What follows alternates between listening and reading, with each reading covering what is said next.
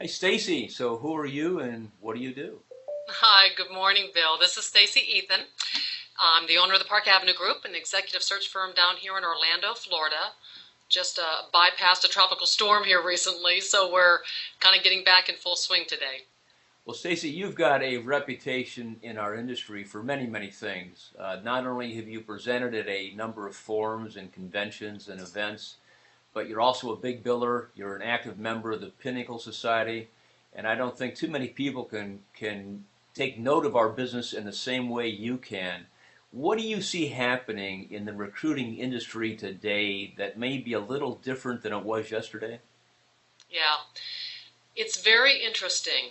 As the market has turned over the past 12 months, there's been a rippling effect, and people, certainly myself, have referred to it almost as a perfect storm, in that you've got the oil issues and gas prices, you've got an economy turning, and then you've got a commercial real estate and residential real estate market that are having a ripple effect within the business communities, but certainly in the recruiting industries. And it's fascinating to when you talk to candidates and clients about what they're perceiving in the marketplace and how they're dealing with it, you almost have black and white issues, meaning half my clients are doing great and growing, and the other half are absolutely paralyzed, deer in the headlights, not sure what direction to take. And that's creating all kinds of uncertainty from the candidate's perspective in terms of, should I just stick tight, stay where I'm at and weather the storm, or should I take advantage of opportunities? So one of the things that we're trying diligently to do with both clients and candidates is really go back to the basics. As simple as that sounds, truly understanding what is motivating somebody, and is fear overriding their decisions, or are they really doing proper due diligence in evaluating kind of what these opportunities are. We've had several deals that have hinged on, for example, benefits. Who would have thought that one issue like that could override somebody's career potential or career interest levels? But really understanding all the different aspects about moving forward in one's career, as opposed to just getting a 10 to 15% salary increase, are something that we're emphasizing a lot more lately. I've heard it said, Stacy, and I think you have too, that a good recruiter is somebody who manages great candidates, great job orders, and a process that works. Would you describe the process that you use in your business that works? You know, this is very interesting. Some people who are less familiar with recruiting think that we're a huge micromanaging type of industry because we place such emphasis on the numbers.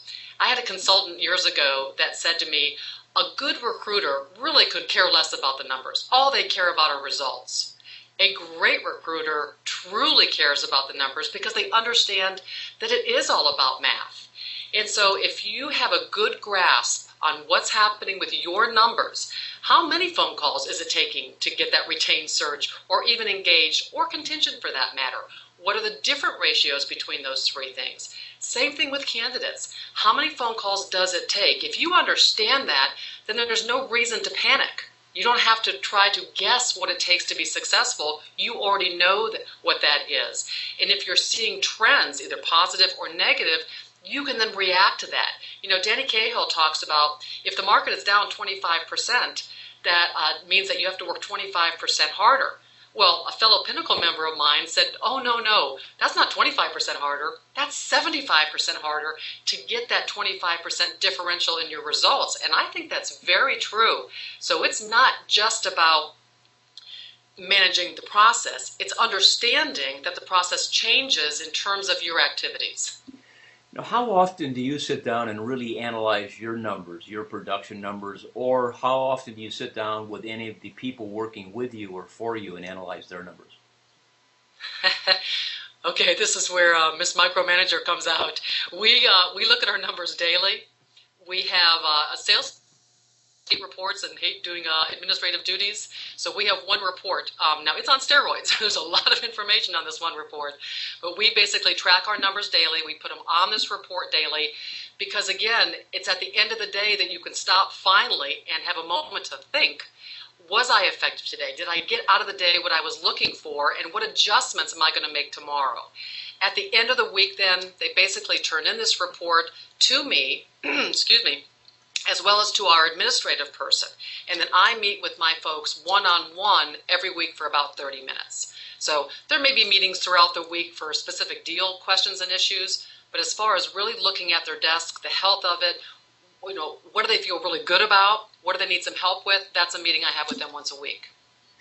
You're a $1 million producer, and you understand obviously the nuances of the process and how it works.